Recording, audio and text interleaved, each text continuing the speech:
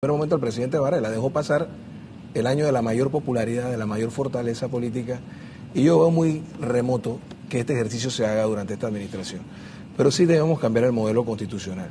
Se hizo un ejercicio en el gobierno del presidente Martinelli, una convocatoria a través de la concertación, y de una constitución de 300 y tantos artículos nos trajeron un mamotreto de más de 600 y tantos artículos que además no resolvía el problema. No veía el tema de la independencia presupuestaria y financiera de ninguna de las instituciones que he mencionado.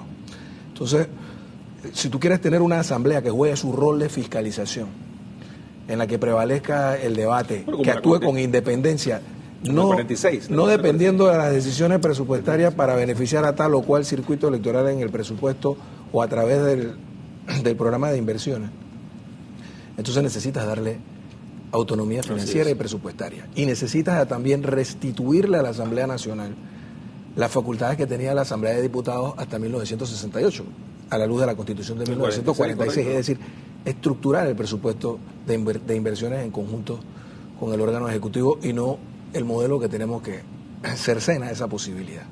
Igual ocurriría con el resto de las instituciones que deben actuar de manera armónica, pero separada e independiente. Independiente. Así es. Entonces, yo creo que por ahí va el camino.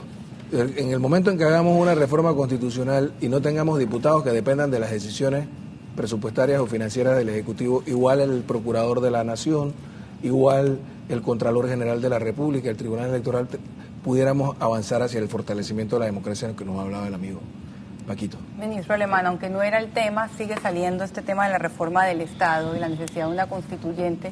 El presidente Varela dijo que van a esperar el momento político oportuno, un momento que quienes entendemos entre líneas o quienes sabemos leer entre líneas, momento que no llegará.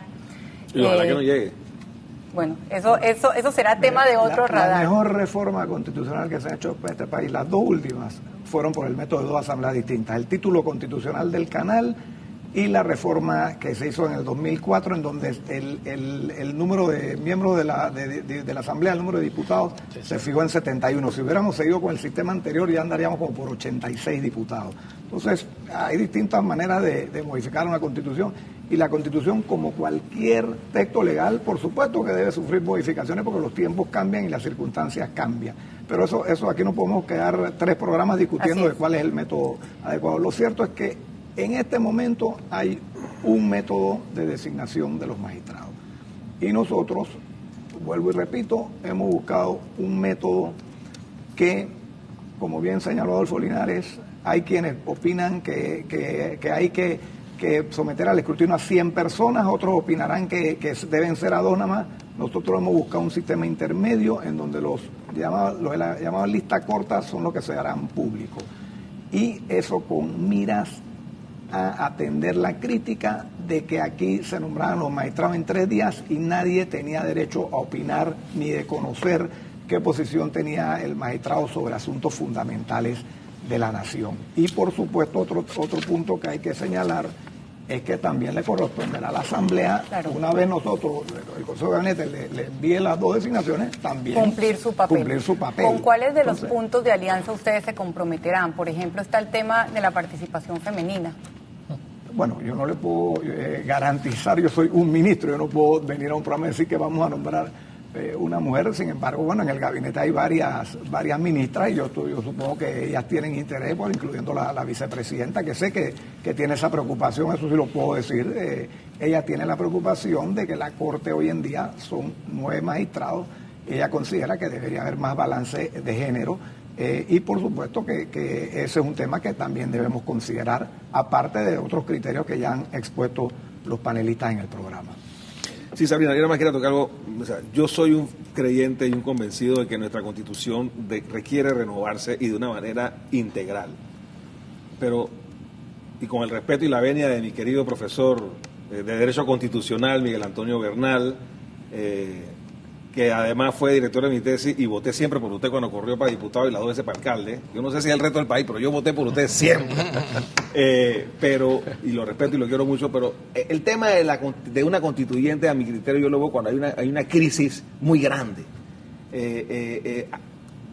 abrir un proceso constituyente. El tema de la constituyente es que fue una promesa de campaña, perdón. Pero sí, pero vamos a entrar, yo tampoco estoy en contra también de la promesa de campaña per se, así que ese es otro tema, pero la constituyente es cuando hay una crisis. A lo mejor si se hubiera reelegido el gobierno de CD, nos hubiera empujado a una constituyente por lo que veníamos, ese roller coaster de bajada como venía. Pero aquí el objetivo, no nos engañemos, es cambiar la constitución. Y la constitución establece varias formas de esos cambios. Hay inclusive, creo que todavía está la de las 2 asambleas y el referéndum dentro de un mismo periodo quinquenal. Así que, a mi criterio, yo creo que, y puede haber sido una promesa de campaña, pero yo creo que sería un retroceso porque paralizaría el país. O sea, el país estaría paralizado como inversionistas. Un inversionista podría estar inclusive diciendo, espérate, aquí hay una constituyente que va a durar 6, 7 meses. Stop, vamos a ver qué pasa. O sea, hay que sopesar. Yo creo que parte de la responsabilidad de un presidente es que tiene que ser una persona efectivamente que sepa que sus acciones tienen consecuencias. Y en este caso yo creo que ir a una constituyente en un momento donde yo no veo una crisis política ni ciudadana a tal punto de que tengamos que irnos allá. Así que para mí sería agotar el debate de una reforma constitucional si queremos mantener el capricho de la constituyente. Hay otras metodologías. Inclusive en el 84, usted me corregirá, se utilizó un método que no estaba en la Constitución. Cuando se reformó la Constitución del 78, que surgió las reformas del 84, que fue una... 83, perdón, que fue, ahí estaba Mario Galín, hubo una especie de mesa de silla de notables, que salieron, que fue la que en cierta forma que creó la asamblea como la tenemos actualmente, porque antes teníamos el representante de corregimiento, pues se dio de una forma, no estoy diciendo que era en caso, pero o sea, hay métodos, y aquí hay varios métodos constitucionales, que no es una constituyente, que de una manera menos traumática podemos conseguir los objetivos, si en verdad hay la voluntad de hacerlo. El ejercicio que hizo yo concuerdo con usted, 600 artículos es demasiado, pero es un buen documento de revisión, o sea, es un buen documento para tomarlo de ejemplo. Y a mí me gustaría trim down a little bit eso. Les propongo dejar el tema de la reforma constitucional en remojo porque tenemos un segundo tema y es esa prerrogativa, eso que usted llama un privilegio que conservó la ley de descentralización y es la de, porque no solamente los representantes y concejales, son todas las autoridades de gobierno locales, incluidos los alcaldes y los vicealcaldes, que pueden cobrar doble sueldo. Y usted hizo una recomendación específica que fue ignorada por la Asamblea. Sí, el tema es producto de una posición coherente con lo que hemos venido planteando desde la Procuraduría de la Administración y desde la época que sigo siendo como profesor universitario. ¿Usted ha sido profesor aquí de casi todo? Fue mi director de tesis, el profesor Miguel Antonio, a mucha honra. Igual que conozco siempre. Lo que quería decir es esto. Cuando uno lee estas normas donde se establece que, por ejemplo, una persona que ocupa un cargo público, aspira a ser representante de corregimiento y sale electo y se le dice, bueno, durante todo el periodo que tú te desempeñes como representante de corregimiento te voy a garantizar una licencia con sueldo y ahora se incluye a los alcaldes. Estamos creando un privilegio que no se reconoce al resto de los funcionarios públicos. A partir de ahí entramos al tema de la posible inconstitucionalidad. Y es una prerrogativa solamente por el hecho de ser representante de corregimiento y solamente por el hecho de ser alcalde. Aquí se podrá decir, bueno, pero es que el problema es del sueldo, es que ese no es el tema. El tema es un tema de principio. Así es. Porque ¿cuántos otros funcionarios no laboramos en la administración del Estado? Ahí hay funcionarios que ganan 400, 500, 600 dólares al mes y debiéramos decir, bueno, como él nada más gana 600, vamos a asegurarle otro trabajo en otro lugar. Vamos a completarle, a redondearle. A redondearle. Por eso digo que es una distorsión del sistema. Quizás eso se pudo entender y justificar en un momento dado, pero en estas alturas de lo que queremos fortalecer es la democracia y un sistema republicano. Prerrogativas como esta no resisten un embate y un criterio, no olvidemos de la Constitución, mínimamente ético. Así es. ¿Por qué desperdiciaron esa oportunidad? Mira, en primer lugar hay que aclararle a la ciudadanía que lo que se ha hecho es trasladar una norma vigente es la ley 106 de 1973 a la ley de descentralización. Pero se amplió. Ahora, ¿de dónde surgió la idea? Para que la gente lo entienda. Cuando se creó el sistema de representantes de corregimientos en 1972, estos no devengaban salario. Fue mucho tiempo después que empezaron a devengar un salario que ha ido creciendo. Creo que ahora ganan alrededor de $1.300, pero llegaron a ganar $500 y así sucesivamente. En los últimos 20 años es que se ha incrementado el salario de los representantes. Pero estos eran a veces maestros de escuela, a veces eran funcionarios que ocupaban un cargo público en cualquier institución cercana a la sociedad, del Ministerio de Salud, educadores para la salud. Entonces, esta era una manera de incentivar la participación en la política de estos funcionarios. Muchos eran campesinos que no devengaban ningún salario y durante ese primer periodo de 6 años jamás devengaron salario. Trabajaron ad honorem. Y eso no lo sabe mucha gente.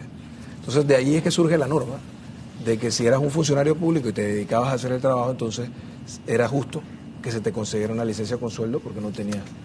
Ahora, cuando... Hay una ley, la ley 37 del 2009, que extiende Sí, ese claro, la ley privilegio 37 de a suplentes, 2009, alcaldes y esa, vicealcaldes. que dicho sea de paso, ahora que se tocó el tema de la ley de descentralización, no se reformó ese artículo. Otra Para oportunidad. aclarar, seguro, para Claro, aclarar. ahora yo estaría muy de acuerdo, porque yo creo que estos son funcionarios muy mal pagos, muy mal pagos, reconociendo el trabajo que tienen que hacer en las comunidades. Y pudiéramos estar de acuerdo en subsanar esta situación en la medida en que, coordinando con el órgano ejecutivo, le diéramos el salario que realmente requieren estos funcionarios para ejercer la función. Muchas veces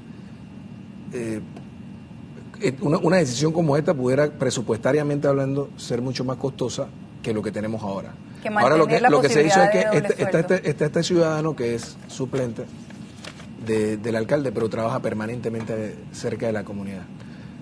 O suplente de representante y hace el trabajo de dirigente comunitario. Lo que pretendió hacer la ley 37 de 2009 fue reconocerle esa aspiración, porque muchas veces lo que ha hecho el representante titular hasta ahora, porque aunque está vigente la ley desde el año pasado, ni siquiera en presupuesto de 2015 se le incorporó la partida correspondiente, y entiendo que hasta este momento, que no se ha terminado de aprobar el presupuesto en la Asamblea Nacional, tampoco está incorporada la partida en el presupuesto, en el proyecto de presupuesto del año 2016.